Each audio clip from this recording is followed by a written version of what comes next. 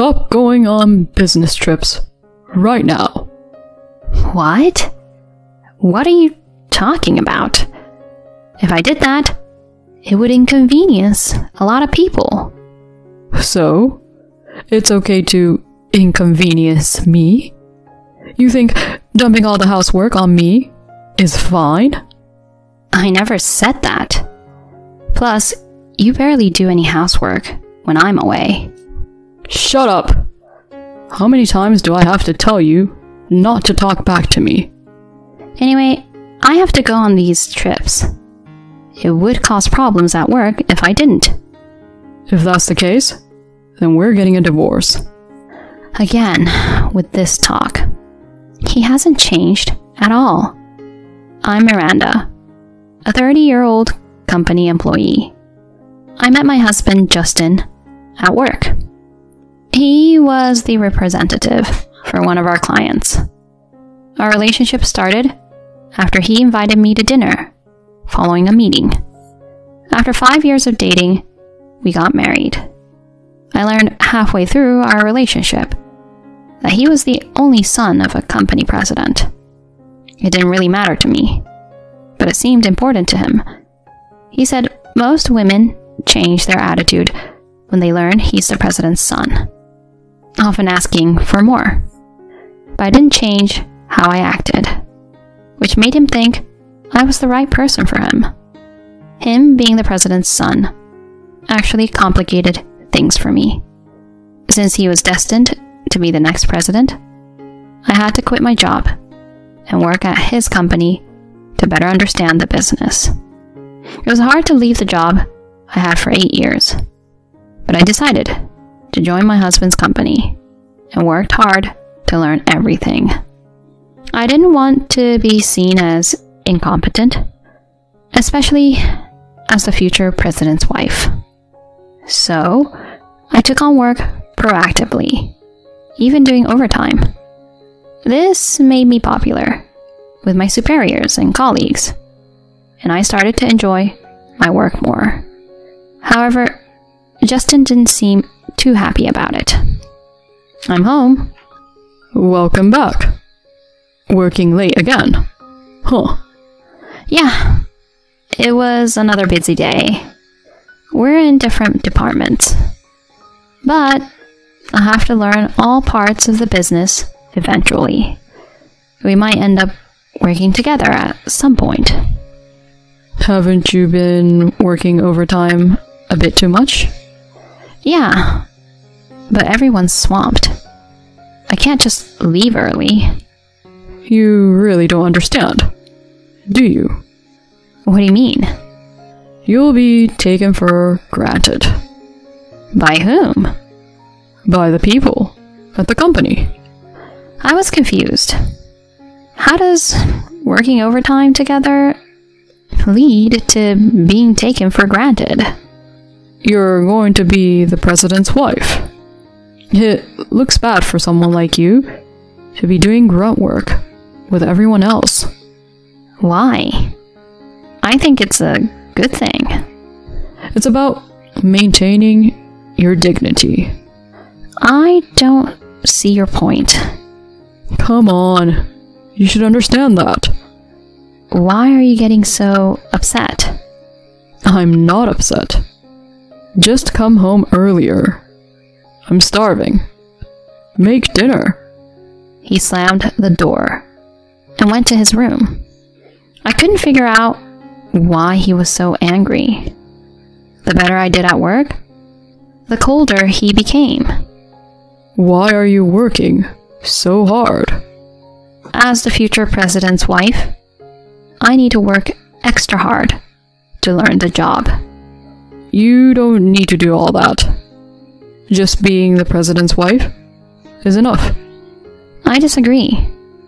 Then, why did your dad tell me to work for his company? That's just a front for the other employees. Neither of us need to work that hard. Your main job should be taking care of the house. I was annoyed by his words. I do prioritize work, but I don't neglect our home. I take care of all the cleaning and cooking. Meanwhile, he gets home earlier than me and does nothing. He leaves his shoes and trash everywhere, like a spoiled child. You can tell how he was raised.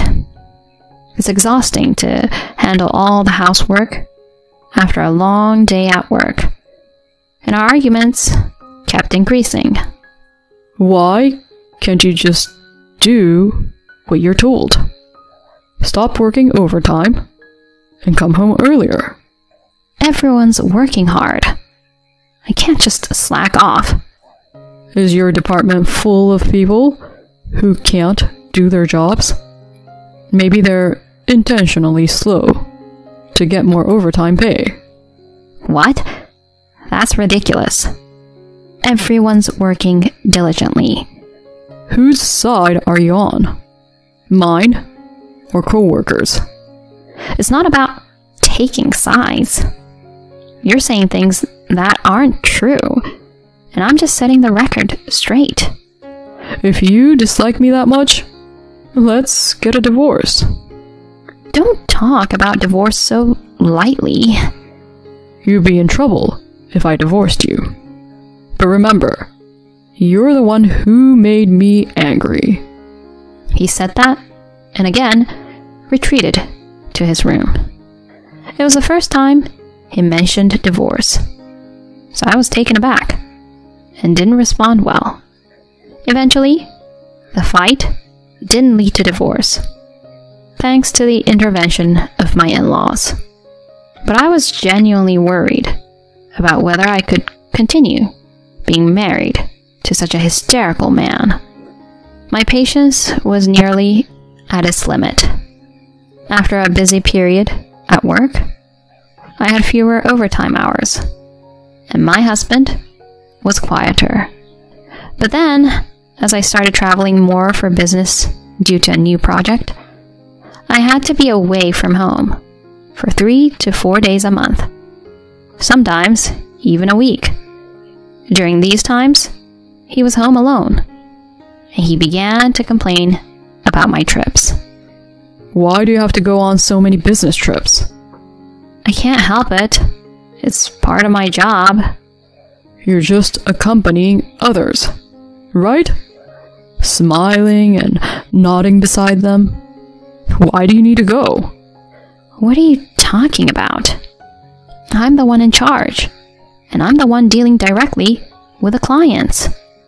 I'm doing a lot of work and coordinating meetings. Don't lie. You've been at the company for less than a year. How could someone like you be given such important tasks? He wouldn't listen to anything I said and kept complaining about my unnecessary trips.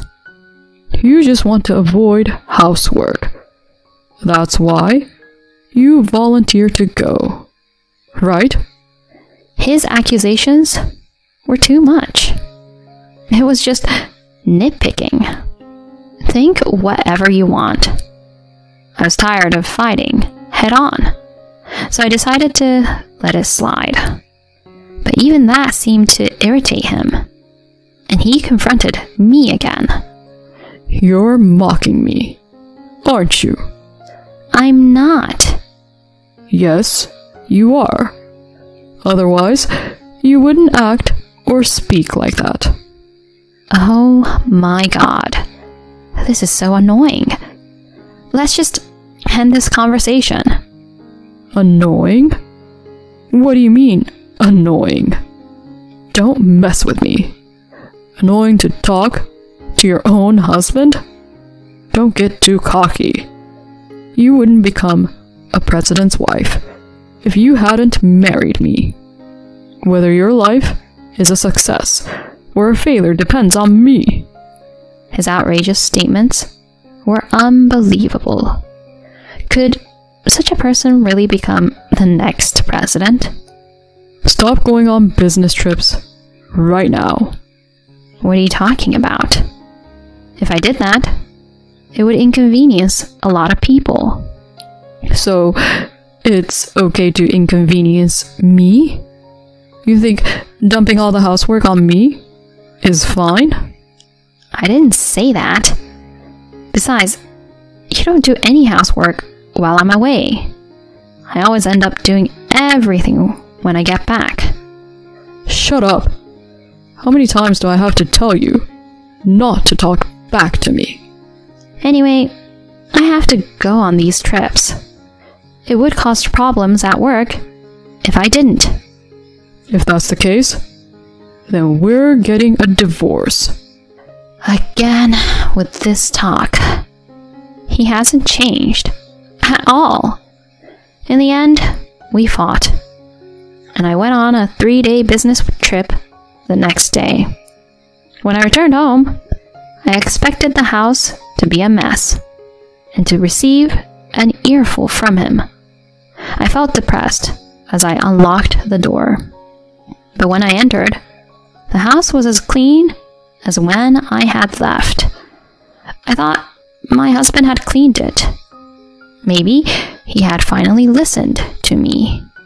But my happiness was short-lived. I found a piece of paper and a note on the living room table.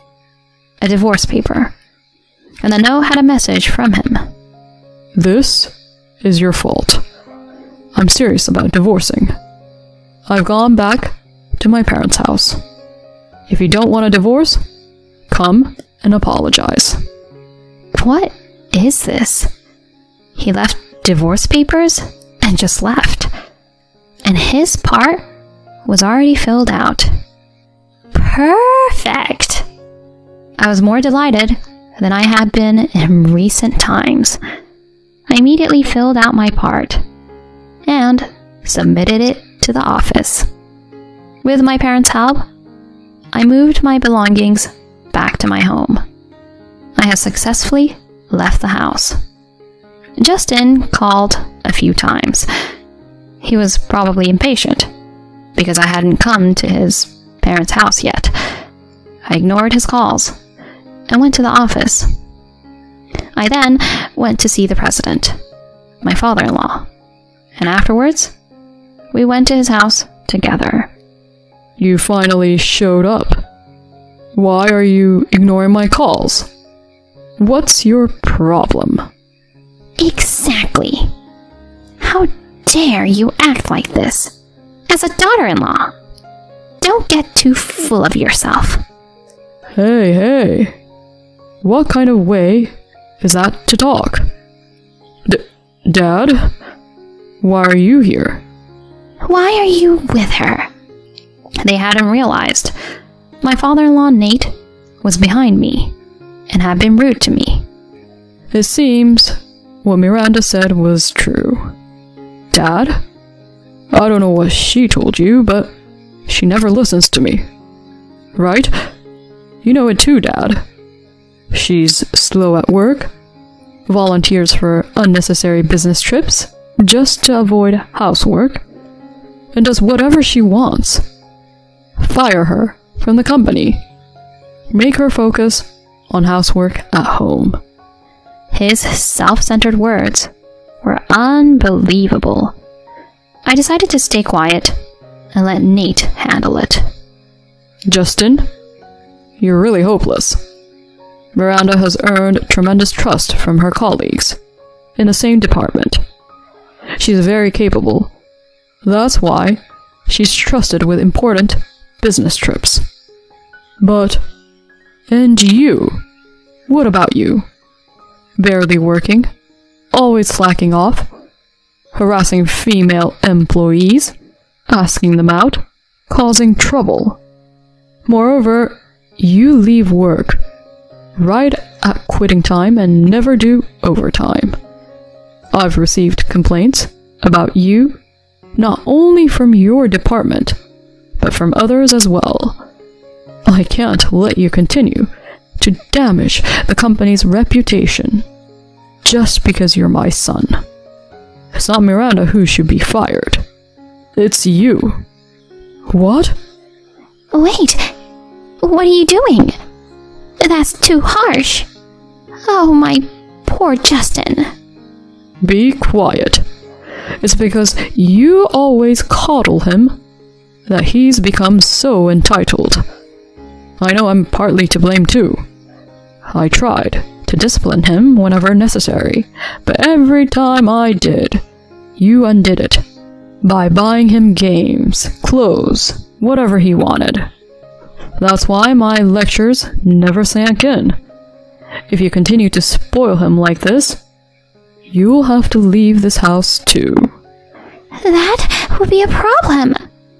Dad, what am I supposed to do if I'm fired?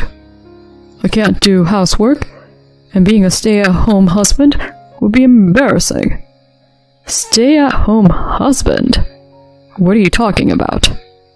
What? Miranda has already filed the divorce papers you presented to her. What? Hey, Miranda, why did you do something like that on your own? Oh, your note said you were serious about wanting a divorce. I felt the same way, so I filed the papers with mutual consent. You're kidding. The one who's been joking is you. Do you have any idea how much unreasonable treatment she has endured from you? Miranda, I'm truly sorry for my foolish son. No, Nate, it's not your fault. The house you and Justin were living in is in my name. I'll cancel it right away. What? What am I supposed to do? I've arranged a good job for you through an acquaintance. You can go there. It's a live-in position. Really? Dad, you do care about me. That's great, Justin. So, what kind of job is it? It's farm work in the countryside of Texas. They're short of men, so you'll be valuable there. What? No, you're kidding. I'm a man of my word. You're leaving tomorrow. I've even booked your flight ticket. No, I don't want to go there. Then, I'll have no choice but to disown you. Wait, would you really do that to your only son? If you don't like it, go work on the farm. Don't come back until you've changed your attitude. But, Mom, say something. Help me out here. His mother, having just been warned by her husband not to coddle her son any longer, averted her eyes, unable to offer help. In the end, my ex-husband was sent off to rural Texas the next day. The place apparently doesn't even have Wi-Fi. He's now stuck in a land with only large insects and elderly folks doing farm work from dawn to dusk. Having always relied on money and modern gadgets and chased after women, this situation must be quite tough for him. It's a true case of just deserts. As for me, I continued with my current job, working hard. I recently got a promotion and now earn more than I did at my previous job. I plan to keep working diligently, building my career and skills.